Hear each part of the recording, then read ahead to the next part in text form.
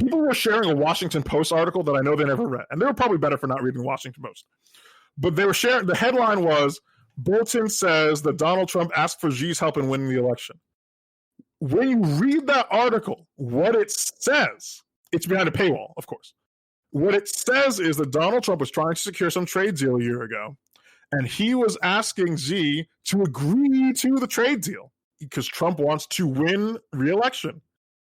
Anytime any president asks any foreign leader to agree to anything in his first term, he is, I mean, it's a democracy, it's a representative republic. He is running for election. In theory, the whole point is that they do things so that they can be reelected. They reflect the popular will. Donald Trump's anti-China rhetoric was one of his big draws.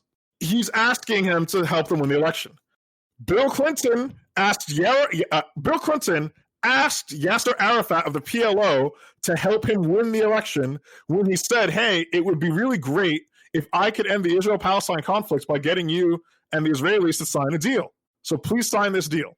That was Bill Clinton asking the head of a terrorist organization to help him win the election. When Ronald Reagan signed an arms control treaty with Mikhail Gorbachev, he was asking the USSR to help him win the election, right? Anytime any president asks for any peace treaty ever, Richard Nixon was asking Ho Chi Minh to help him win the election. It's interesting, and I'm sure it's totally a coincidence, that the only way to avoid this accusation is to be belligerent and militaristic all the time. You see? Yep. Yeah. I'm sure that's a coincidence, and that sort of equilibrium result, it has no significance at all. But in this Bolton book, there was an infuriating, I mean, I'm going to do my best. There was a section of it where he describes, those of you may remember, months ago, that is to say last episode, it was a few months ago, where the Iranians shot down that drone that was playing the I'm not touching you game on their airspace. They said it was in their airspace, and the State Department's like, no, it was 10 feet away from your airspace, right? So the Iranians shot that drone down, and Donald Trump was originally going to send off some airstrikes into Iran. Then he called it off at the last minute, and he said it was because he was worried about, he said it wasn't proportionate. It would kill 150 Iranians for a drone. No American actually died. And he said it just didn't feel right. It didn't feel proportionate, so he didn't do it. And John Bolton describes in this book, Trump came on the line at perhaps 7:20 to say that he had decided to call the strikes off because they were not, quote, proportionate. 150 to 1, he said. And I thought perhaps he was referring to the number of missiles we might fire compared to the one Iranian missile that had brought down the Global Hawk. The drone was called the Global Hawk. Instead, Trump said that he had been told by someone unnamed that there might be 150 Iranian casualties. Too many body bags, said Trump, which he was not willing to risk for an unmanned drone. Not proportionate, he said again. Pompeo tried to reason with him. Those are Bolton's words. To reason with him. But he wasn't having it, saying we could always strike later. Trump cut the discussion off, repeating that he didn't want to have a lot of body bags on television. I tried to change his mind, but got nowhere. Said I was still nearing the White House and I would come to the Oval when I arrived. John Bolton describes this. He says, in my government experience, this was the most irrational thing I have ever witnessed any president do. It called to mind Kelly's questions to me. What would happen if we ever got into a real crisis with Trump as president? Well, we now had one, and Trump behaved bizarrely. Again, by bizarrely, what Bolton means is Trump saw the prospect of killing 150 Iranian citizens over a toy, a flying drone, and thought to himself, that will look pretty bad. Trump was behaving bizarrely.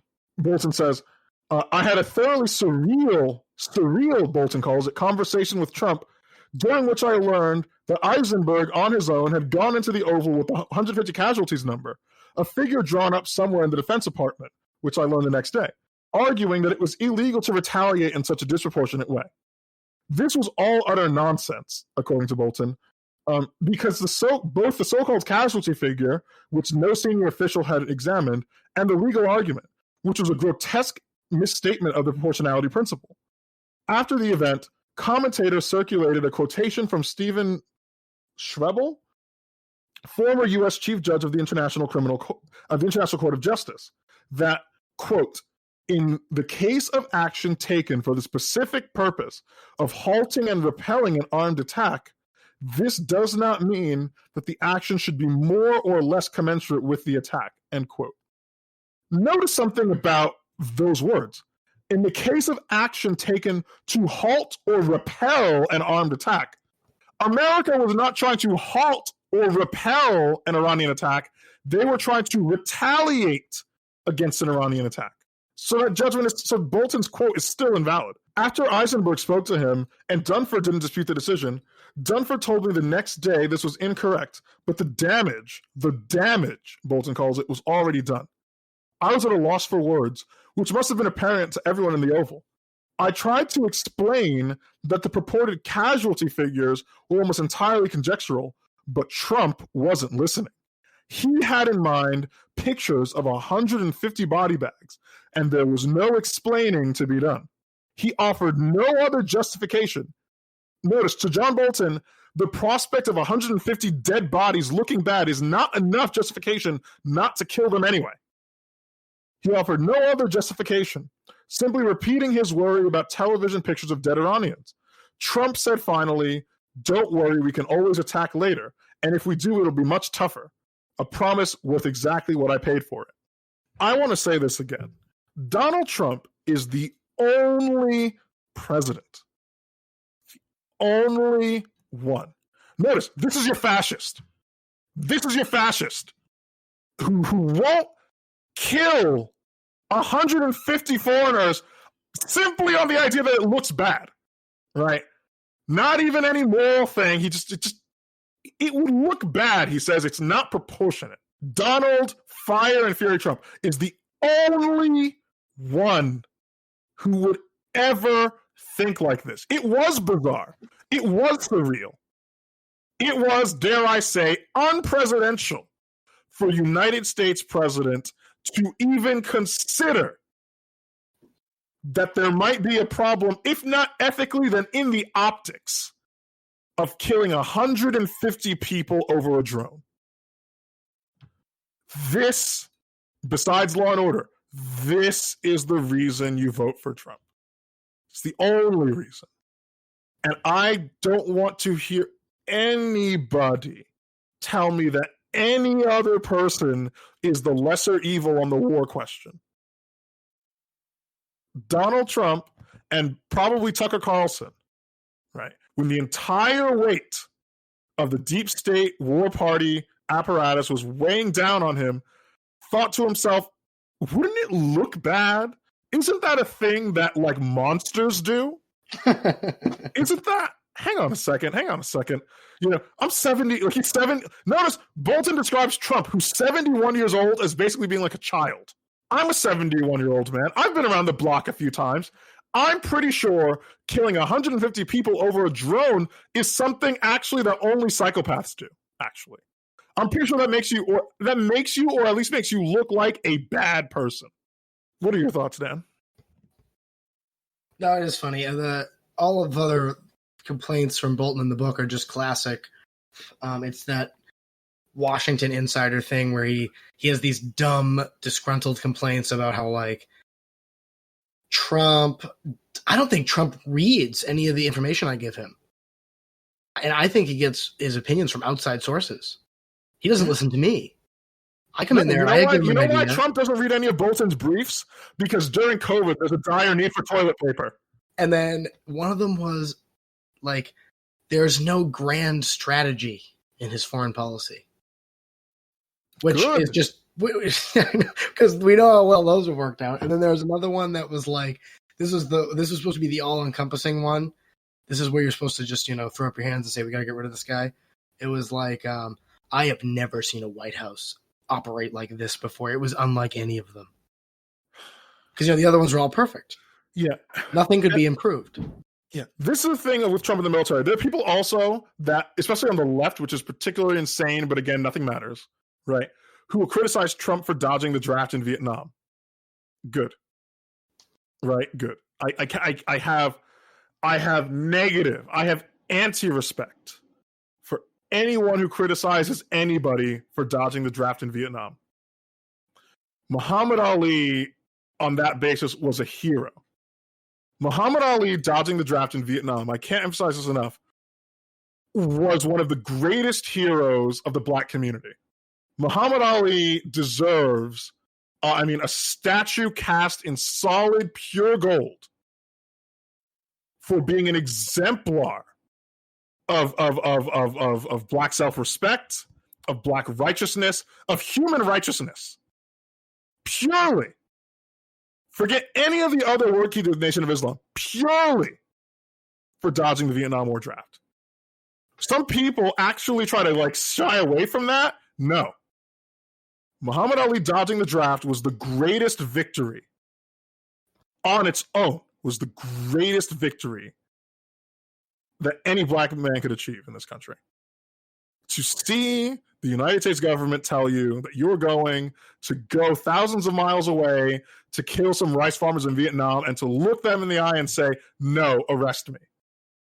For Muhammad Ali to actually say out loud, take me to be a black man and say, take me to jail, actually. Go on, officer. I'm right here. I'm not going nowhere. I'm not going to Canada. I'm right here.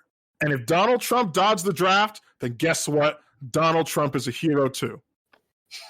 Donald Trump is a hero, and if you won't stand with him for dodging the draft, then feel free to stand in front of him in line.